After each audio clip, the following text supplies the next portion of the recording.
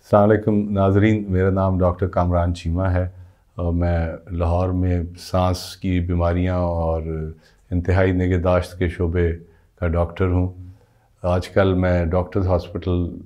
Medical centre کے ساتھ منسلک ہوں۔ پہلے میں سروسز ہاسپٹل میں بھی اس شعبے کا انچارج رہا ہوں، وہاں سے اب میں ریٹائر ہو گیا ہوں۔ تو آج پہلے کچھ سانس کے بارے میں بات کر لیں، کیونکہ سانس ہے تو زندگی ہے۔ جب بچہ پیدا ہوتا ہے اگر وہ سانس نہ لے تو ڈاکٹرز اور مائیں اور دائیاں پریشان ہو جاتی ہیں، کیونکہ جب تک وہ سانس نہیں لیتا وہ زندگی کا آغاز نہیں ہوتا۔ تو سانس کیسے لیتے ہیں ہم؟ ہمارے سانس کے مسلز ہیں جو کہ ہمارے پھیپھڑوں کو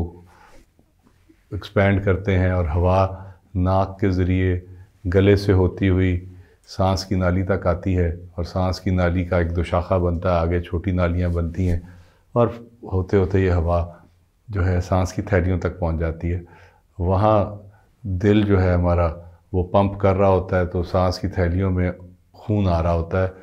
اور خون میں موجود کاربن ڈائی آکسائڈ جو ہمارے جسم میں پیدا ہوئی ہوتی ہے وہ خون سے نکل کے ہوا میں شامل ہو جاتی ہے، اور آکسیجن جو کہ ہمارے سانس کے ذریعے ہم نے اندر لی ہوتی ہے وہ سانس کی تھیلیوں سے ڈیفیوز کر کے خون میں شامل ہو جاتی ہے۔ تو اگر سانس کہ اس نظام میں کہیں بھی کوئی مسئلہ ہو، رکاوٹ ہو، تو ہمیں سانس میں دشواری ہوگی۔ اور 2 سال میں جو کووڈ کی وبا تھی وہ سانس کی نالیوں سے بھی زیادہ سانس کی تھیلیوں کو متاثر جب کرتی تھی تو پھر ہم کہتے تھے کہ نمونیا ہو گیا۔ اور آپ نے دیکھا ہوگا کہ یہ ایک بہت ہی موذی مرض تھا جس میں کہ ہمارے کئی عزیز و اقارب ہم سے بچھڑ گئے۔ وجہ یہی تھی کہ وہ جا کے سانس کی تھیلیوں کے اندر اتنی سوزش کرتا تھا، اتنی انفلیمیشن کرتا تھا، وہ بھر جاتی تھی سانس کی تھیلیاں بلڈ سے اور فلوئڈ سے کہ مریض کے لیے سانس لینا مشکل ہوتا تھا۔ اور یہی وجہ تھی کہ ہم مریضوں کو بارہا پیٹ کے بل لٹا دیتے تھے کہ ان کے پھیپھڑے میں جو فلوئڈ اور بلڈ جمع ہے وہ نکل جائے۔ تو کووڈ تو اب شکر ہے کہ اس پہ کچھ قابو پا لیا گیا ہے ویکسینیشن کے ذریعے۔ ابھی بھی ایسے لوگ ہیں جو پاکستان میں بھی اور باہر بھی، امریکہ میں بھی میں نے دیکھا اگلے دن ایک پیشنٹ کو آن لائن میں چیک کر رہا تھا کہ جنہوں نے ویکسین لگوائی ہی نہیں۔ تو ان لوگوں میں ابھی بھی کووڈ کے ہمیں شدید کیسز مل رہے ہیں۔ جن لوگوں نے ویکسین لگوائی ہے ان میں کووڈ ہو رہا ہے، پر ان کو کووڈ اب تنگ نہیں کر رہا۔ کووڈ کے علاوہ دوسری جو مین بیماری ہم دیکھتے ہیں سانس کی نالیوں میں، کووڈ تو پچھلے 2 سال کا جو ہے ہاٹ ٹاپک تھا، اس وقت کا ہاٹ ٹاپک جو ہے جو ہم دیکھ رہے ہیں اور آپ لوگوں کے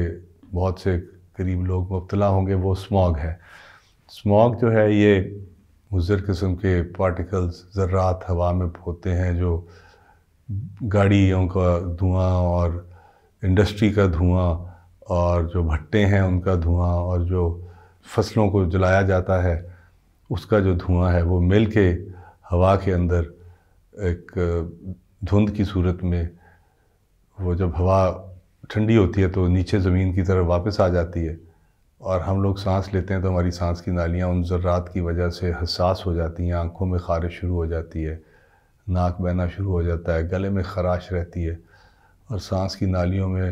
اس خراش کے نتیجے سے پیدا ہونے والا جو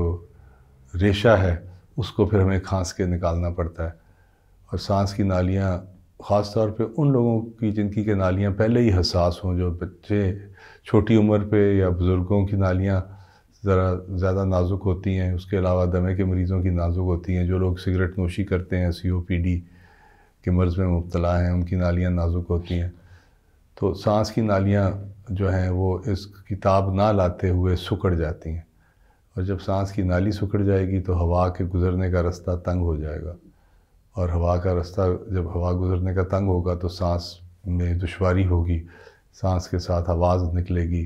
تیز تیز سانس لینا پڑے گا، اور پیشنٹ جو ہیں وہ اس مرض میں جو پہلے سے مبتلا ہیں ان کا مرض بڑھ جاتا ہے، جو پہلے سے مبتلا نہیں تھے ان میں بھی یہ مرض شروع ہو سکتا ہے۔ تو یہ ایک نیا فنومینن ہم لاہور میں دیکھ رہے ہیں۔ جب ہم چھوٹے تھے تو ایسا نہیں تھا، لیکن اب جیسے شہر پھیلتا جا رہا ہے، اسموگ کا جو ہے مسئلہ بڑھتا جا رہا ہے، تو اسموگ کے دنوں میں تو مشورہ یہی ہے کہ جو لوگ سانس کے امراض میں مبتلا ہیں وہ باہر کم نکلیں، اس وقت نکلیں جب ذرا اسموگ کے لیولز کم ہوں، اور ماسک پہنیں۔ وہ ماسک جو ہم کووڈ میں پہنتے تھے N95، وہ دراصل اسموگ وغیرہ سے بچاؤ کے لیے بنے تھے۔ ہاں، ان کو ہم وائرسز سے بچاؤ کے لیے بھی استعمال کرتے ہیں، لیکن اسموگ میں اگر آپ کو نکلنا پڑے تو آپ N95 ماسک پہنیں، اس سے آپ کو یقیناً کچھ بچت رہے گی۔ مسئلہ صرف یہ ہے کہ سانس کے مریض تو کہتے ہیں ہمیں ویسی سانس نہیں آ رہا، ہم ماسک پہن کے کیسے سانس لیں؟ تو یہ ایک مشکل سچویشن ہے، ہر کوئی لاہور سے بھاگ کے جا بھی نہیں سکتا۔ تو جو لوگ ادھر رہ رہے ہیں اگر ہو سکے تو اپنے گھروں میں، اپنے کم از کم بیڈ رومز میں ہوا صاف کرنے کے لیے ایئر پیوریفائرز ملتے ہیں، تو ایئر پیوریفائرز اب لوکل کمپنیاں بھی بنا رہی ہیں اور وہ بھی کافی مؤثر ہیں۔ وہ کمرے کی آپ کھڑکیاں بند رکھیں اور کمرے میں ایئر پیوریفائر رکھیں تو کمرے میں جو یہ سسپینڈڈ پارٹیکلز کا لیول ہے وہ کم ہو جائے گا۔ وگرنہ آج کل تو لاہور دنیا کے سب سے آلودہ ترین شہروں میں شمار ہو رہا ہے، بلکہ شاید آلودگی کا ورلڈ کپ ہم جیت چکے ہیں۔ اب جن لوگوں کو سانس کی بیماریاں پہلے سے تھیں یا اس وجہ سے ہوتی ہیں، ان کو پھر سانس کی نالیوں کو کھولنے کے لیے جو ادویات ہیں وہ بھی یہاں پہ اویلیبل ہیں۔ اگر آپ کو ایسا کوئی مرض ہے یا ایسی دشواری ہے تو ڈاکٹر سے رجوع کریں۔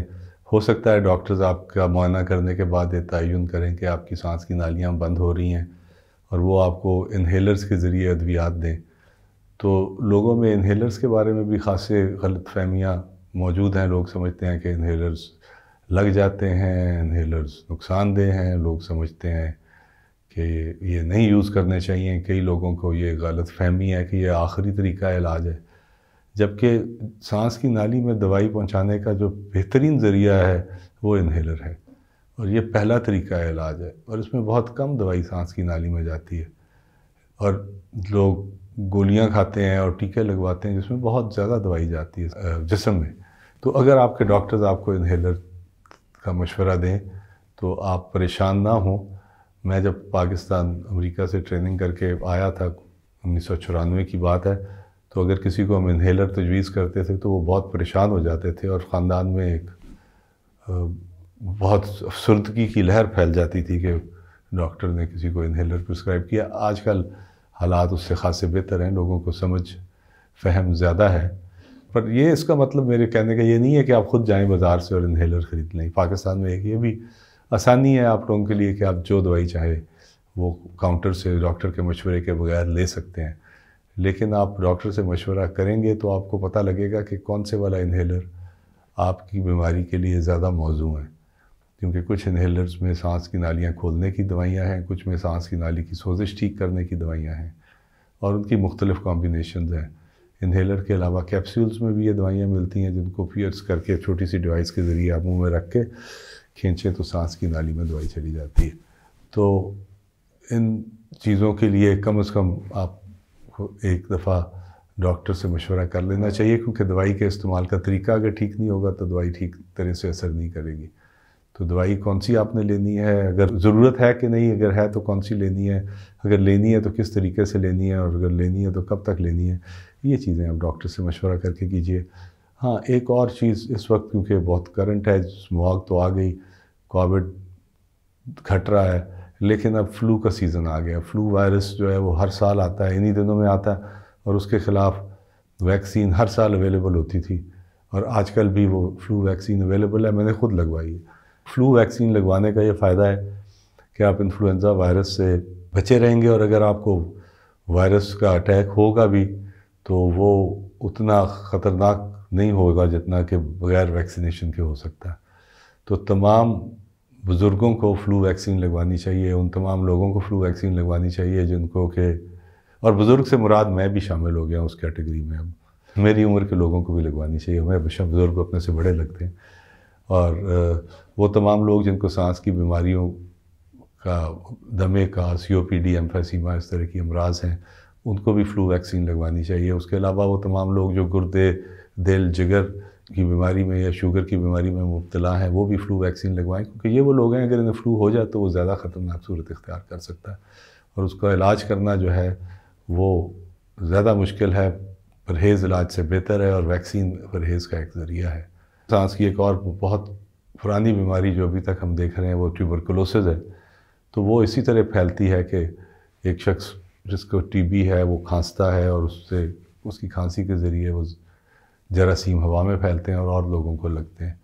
وہ شخص ماسک پہنے کھانسی کرتے ہوئے منہ کو ڈھانپے تو اوروں کو وہ انفیکشن نہیں لگے گی۔ آپ لوگوں نے دیکھا ہوگا کہ کئی دفعہ کووڈ میں بھی اور بارہا موقعوں پہ سانس کی خرابی کی وجہ سے مریضوں کو کئی دفعہ ڈاکٹرز جو ہے آکسیجن پہ ڈالتے ہیں، انتہائی نگہداشت میں لے جاتے ہیں، جو کہ میرا شعبہ ہے۔ تو اس میں ہوتا یہ ہے ناظرین کہ جو ہمارے پٹھے ہیں جنہوں نے پھیپھڑے کو چلانا ہے، اگر کسی وجہ سے وہ متاثر ہو جائیں یا اگر چوٹ لگے اور بلڈ پریشر بہت کسی کا کم ہو جائے، خون کم ہو جائے یا خون دینے سے پھیپھڑے میں بلڈ آ جائے، ان تمام صورتوں میں مریض کو بچانے کے لیے اور اس کو سروائیول کا چانس دینے کے لیے پیشنٹس کو ڈاکٹرز انتہائی نگہداشت میں لے جا کے آکسیجن لگاتے ہیں۔ یہ بھی ایک دلچسپ بات ہے کہ 1994 میں جب میں آیا تھا تو میں نے ایک پیشنٹ کو آکسیجن دی تو ادھر خاندان میں پریشانی ہو گئی کہ آکسیجن دے دی آپ نے مریض کو، تو یہ تو آخری سٹیج ہے، جبکہ اس وقت شاید دیتے آخر میں تھے۔ تو یہ آکسیجن جو ہے اگر ٹائم پہ دے دی جائے تو مریض کے باقی سسٹمز جو ہیں وہ ان کو